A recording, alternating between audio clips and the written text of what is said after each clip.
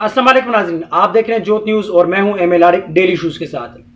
नाज़रीन, मुल्क में ज़िमनी इंतखाबात हो गए और 8 नशिस्तों में से इमरान खान साहब ने 6 नशिस्तें हासिल कर ली।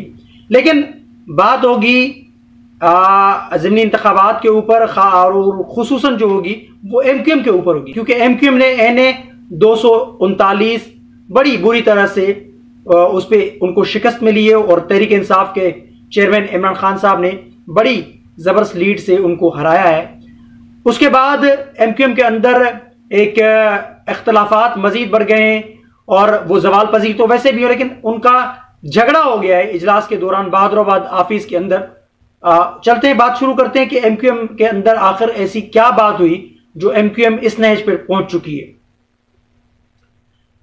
गुज़िश्ता रोज ज़िमनी इंतखाबात हुए और ज़िमनी इंतखाबात में तहरीक इंसाफ को बरतरी हासिल हुई है। मजमूई तौर पे पूरे पाकिस्तान के अंदर इमरान खान साहब ने 6 नशिस्तें हासिल कर ली हैं। लेकिन कराची के अंदर NA 239 की जो सूरत हाल थी, जैसा कि मैंने अपने पहले व्लॉग में कहा कि मुझे पता था, मेरा ये अंदाजा था और मेरा ये तज्जिया था, जो मुझे हालात बता रहे थे यहाँ बैठे हुए कराची के अंदर। तो उसमें जो मैंने एक रिसर्च की तो मुझे लगा कि NA 239 तहरीक इंसाफ ये सीट निकाल लेगी, इमरान खान साहब ये सीट जीत जाएंगे। MQM के वोटर ने यानी जो इंतखाब किया था 2018 में भी और आज गुज़िश्ता रोज भी, वो तहरीक इंसाफ को, क्योंकि उन्होंने पीपल्स पार्टी को तो वोट देना ही नहीं था, इस वजह से इमरान खान साहब को उन्होंने वोट देना था और वही हुआ। तहरीक इंसाफ को NA 239 सीट मिल गई, लेकिन मलिर वाली सीट वो हार गए। अब इस NA 239 की सीट हारने के बाद, तहरीक इंसाफ के इमरान खान साहब की जीत के बाद, MQM का जो इजलास हुआ बहादुराबाद के अंदर, वहां पर शदीद इख्तलाफात हुए और एक दूसरे के ऊपर उन्होंने इल्जामात लगा दिए और खास करके खालिद मकबूल सिद्दीकी और आमिर खान और अमीनुल हक और ख्वाजा इज़हारुल हसन। एक मेरे पास यानी खबर आई है, जराए के तवस्सुस से आपके साथ शेयर करता हूं कि वो क्या हुए। जैसे अंदर उनकी जो मीटिंग के दौरान या इजलास के दौरान जो उनके आपस में गुत्थम गुत्था हुई है या अपना सख्त जबान का इस्तेमाल हुआ है, आपके सामने रखता हूं। MQM पाकिस्तान की NA 239 में बदतरीन शिकस्त, MQM रहनुमाओं में शदीद झगड़ा, नौबत हाथापाई तक पहुंच गई। कराची झगड़ा और हाथापाई MQM पाकिस्तान के रहनुमाओं की मरकजी इलेक्शन ऑफिस में इजलास के दौरान हुई। कराची खालिद मकबूल सिद्दीकी, आमिर खान, ख्वाजा इज़हार, अमीनुल हक के एक दूसरे पर शदीद इल्जामात, एक दूसरे को शिकस्त का जिम्मेदार करार देते रहे। कराची, आप बुज़दिल और नाकाम सरबराह साबित हुए हैं। आमिर खान की बराह रास्त खालिद मकबूल पर शदीद तनकीद। फिर खालिद मकबूल जवाबी वार कर रहे हैं आमिर खान के ऊपर कि आपका 92 में बोया हुआ फल आज MQM को भुगतना पड़ रहा है। 2011 में आपको पार्टी में वापस लेना तबाही का सबब बना है। खालिद मकबूल का तुर्की बतुर्की जवाब। ख्वाजा इज़हार पीपल्स पार्टी के साथ मिलकर MQM की बुनियादें खोखली कर रहे हैं। वसीम अख्तर को पार्टियों से फुर्सत नहीं, खालिद मकबूल ने रहनुमाओं को लताड़ दिया। जराए, जाएं आप जिन ताल्लुकात की बुनियाद पर मशीर बने हैं उनसे कहें हमें यह सीट निकलवा कर दें। खालिद मकबूल ने सादिक इफ्तिखार को भी आड़े हाथों ले लिया। आप फैसल सब्जवारी को इजलास में बुलवा नहीं सके, यहां पार्टी बर्बाद हो गई और वो बेगम के साथ बोट में समंदर की सैर कर रहा है। ये आमिर खान का जवाबी वार है। अब अमीनुल हक को किसी ने पूछा कि दुबई में, ये पूछा अमीनुल हक को किसी ने पूछा कि दुबई में कारोबार सेट कर लिया और पार्टी की ऐसी की तैसी हो गई। ख्वाजा इज़हारुल हसन, जब कोई मुसीबत आती है पूरी जमात मेरी शराब के पीछे पड़ जाती है, खरीद कर पीता हूं, मांग कर नहीं। ख्वाजा इज़हार, अब देखें ये क्या हो रहा है MQM के अंदर। ये अपने कच्चे चिट्ठे जो ना वो जाहिर कर रहे हैं और पब्लिक के सामने ये ला रहे हैं और इनकी करतूतें ऐसी ही हैं। किसके घर में डाका मारकर मैंने दुबई में कारोबार सेट किया है? अमीनुल हक का ख्वाजा इजहारुल हसन को धक्का देकर सवाल। ख्वाजा इजहार सोफे पर गिर गए और गुस्से से उठकर अमीनुल हक को मारने दौड़े। सादिक इफ्तिखार ने बचाव करवाया। ऐसे, अब ये मैं अल्फाज नहीं संभाल करूंगा, वो उन्होंने कहा कि ऐसे यानी वो खाने और पार्टी पर लानत भेजता हूं। ख्वाजा इजहार और सादिक इफ्तिखार लानत मलामत करते हुए इजलास छोड़कर चले गए। वसीम अख्तर दफ्तर के बाहर खड़े नामालूम फोन कॉल्स करते रहे। जराए कारकुनान खालिद मकबूल के बुलाए गए इजलास का बहादुराबाद में इंतजार करते रह गए। अब ये जी एमक्यूएम के अंदर ये जो फूट पड़ गई है, एमक्यूएम दरअसल देखा जाए तो एमक्यूएम मकाफाते अमल से गुजर रही है। वो कहते हैं जैसी करनी वैसी भरनी।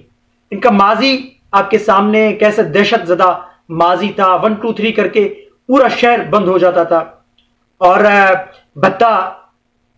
भत्ते की पर्चियां, लोगों की तशद्दुदज़दा लाशें। लेकिन बात यह कि एमक्यूएम अपने जवाल पजीर होने पे रो रही है। वसीम अख्तर ने अपना जियो के प्रोग्राम शाहजेब खानजादा के साथ उसने कहा है, वसीम अख्तर साहब ने कहा है कि मैं कहां जाऊं, मुझे कोई बताए कि मैं कहां जाऊं। मैं चला गया तहरीक इंसाफ के साथ तो वहां पर कुछ नहीं हासिल हुआ, फिर पीपल्स पार्टी और नून लीग के साथ आया, कुछ हासिल नहीं हुआ। ना दफ्तर खुले, ना कारकुनान वापस आए, जो गुम किए गए कारकुनान है, लेकिन मजीद हमें कारकुनों की लाशें मिल रही हैं। डिलीवर ना तहरीक इंसाफ ने किया, ना पीपल्स पार्टी और अपना नून लीग ने डिलीवर किया। हम जाएं तो जाएं कहां? हमारे दफातर आज तक बंद हैं और हमें हमारे लोग ही तनकीद का निशाना बना रहे हैं। यानी वो ऐसे मासूम होकर सवाल कर रहे हैं जैसे कोई उनको पता ही नहीं है। 4 साल ये कराची के मेयर रहे और इनको फंड्स भी मिलते रहे, लेकिन इन्होंने क्या किया? अयाशियां की। इन्होंने दुबई ये भी गए, ये भी लंदन भेजते रहे पैसे, बड़ी बेहतरीन किस्म की इन्होंने अयाशियां की, लेकिन कराची का इन्होंने बेड़ा गर्क कर दिया। नालों के ऊपर कब्जे, चाइना कटिंग और भत्ता माफिया, और अपना जो फंड्स था वो अपने कारकुनान में इन्होंने बांटा। हालांकि ये जो केएमसी के अंदर जो भर्तियां की गई थी, सियासी भर्तियां, उसमें तो कई सारे टारगेट किलर निकले, कई सारे एमक्यूएम के कारकुनान निकले, उनको फारिग किया गया। 4 साल का अरसा वसीम अख्तर साहब के पास अख्तियारात भी थे, पैसे भी थे, लेकिन उसके बावजूद ये रोना रो रहे हैं। दरअसल ये रोना इस वजह से रो रहे हैं क्योंकि इनको पता है कि हम अगर मासूम नहीं बनेंगे तो हो सकता है कि मजीद हम खत्म हो जाएं। जवाल तो इनका शुरू हो चुका है।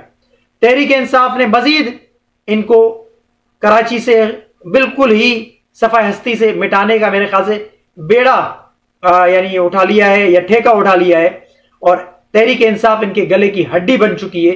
तहरीक इंसाफ ने जो NA 239 पे इनको जो शिकस्त दी है वो एक बड़ी बदतरीन शदीद शिकस्त थी।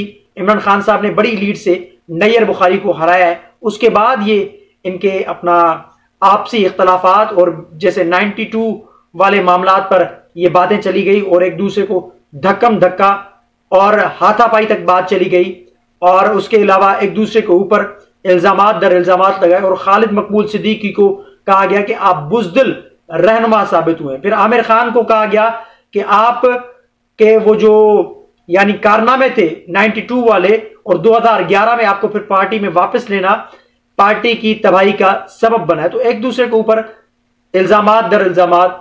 देखिए, जैसे मैंने कहा कि एक बड़ी ताकत, एक दहशत जो कराची के अंदर, और वो दस्ते शफकत जो परवेज मुशर्रफ एक डिक्टेटर की थी, इतनी उरूज पे थी, लेकिन जब वो ऊपर वाला चाहता है तो मकाफात अमल ऐसा ही होता है कि आसमान से जमीन बोस हो जाते हैं लोग। तो ऐसे ही एमक्यूएम आसमान से जमीन बोस हो गई अपनी करतूतों की वजह से, अपनी नालायकियों की वजह से, अपनी उस दहशत की वजह से, अपने लोगों के साथ इंसाफ ना करने की वजह से, अपने लोगों को कनकटा, माधुरी, इस किस्म के अलकाबात से नवाजा, तालीमी इदारों के अंदर दहशत इन्होंने कायम की, कराची का सत्यानाश कर दिया, कराची का बेड़ा गर्क कर दिया और इल्जामात दूसरी जमातों पर। मैं ये नहीं कहता कि पीपल्स पार्टी ने कराची को संवारा है, कराची का बड़ा जबरदस्त ख्याल किया है, इसमें कोई शक व शुबा नहीं। पीपल्स पार्टी के पास 14 साल थे, पीपल्स पार्टी के पास 14 साल हैं, बल्कि ये 15वां साल चल रहा है। पीपल्स पार्टी चाहती तो कराची को एक मॉडर्न सिटी बना सकती थी, कराची को पेरिस बना सकती थी, लेकिन पीपल्स पार्टी ने नहीं किया। लेकिन एमक्यूएम की वजह से ये सारा मामला हुआ। नालों के ऊपर कब्जा, तजावुजात जो किए गए, यानी जो इंक्रोचमेंट की गई और चाइना कटिंग जो की गई, उसके बाद कराची का हशर नशर हो गया। कराची मच्छर कॉलोनी, फलाना कॉलोनी, डेरा कॉलोनी, पता नहीं कौन कौन सी कॉलोनी बन गई।